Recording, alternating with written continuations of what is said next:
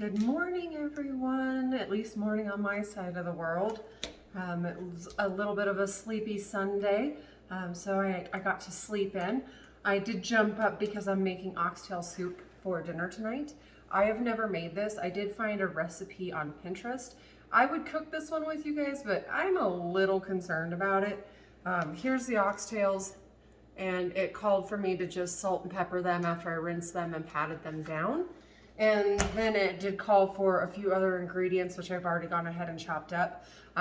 You add in the spinach and the carrots later. The problem with this recipe is that it didn't tell me how much of anything to put in. So all of my spices, everything, my broth, I am going to just be winging it on it and just pouring with a little bit of love and hope that it comes out. I guess plan B is I am roasting green chilies this afternoon, so worst case scenario, I can just have green chili for dinner, which is never a bad thing. So I'll let you know some of the ingredients that it called for. We got some cayenne pepper right here, some paprika. It did ask for smoked paprika. I don't have smoked paprika and I can't seem to find it in my store currently. And then some rosemary. And that's to top it off with some black pepper, which is what I also put in the bowl. I'm guessing that's just seasoned to taste with also your salt.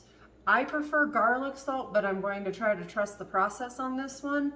And then beef stock. It said to put in beef stock, but then it also did say to add in water. So I guess you don't want the liquid to get too low in this. You want it to be more stewy, a little bit more thick. So again, I'm just going to watch it throughout the day. It does say it takes about 3.5 hours to cook on the stove, so we're going to try that. I was going to try my crock pot, but I think with the oxtail, I think they're too big for my crock pot. I don't have a very, very large one. It did also call for green onions. This looks like it's going to be a topper as well. And then I chose to spice up some of the veggies that they asked for the recipe.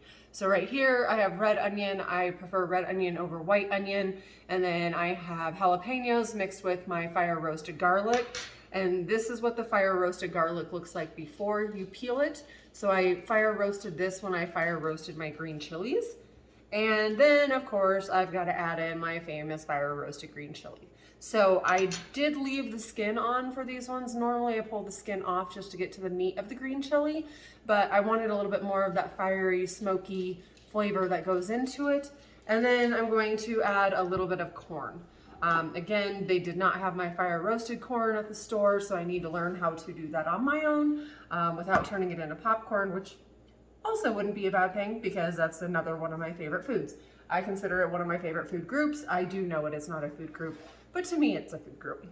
So check back in with me later today. I'll show you guys some of my fire roasting and I'll show you how this turned out and see if we need to go with a plan B. We'll see you soon. Bye.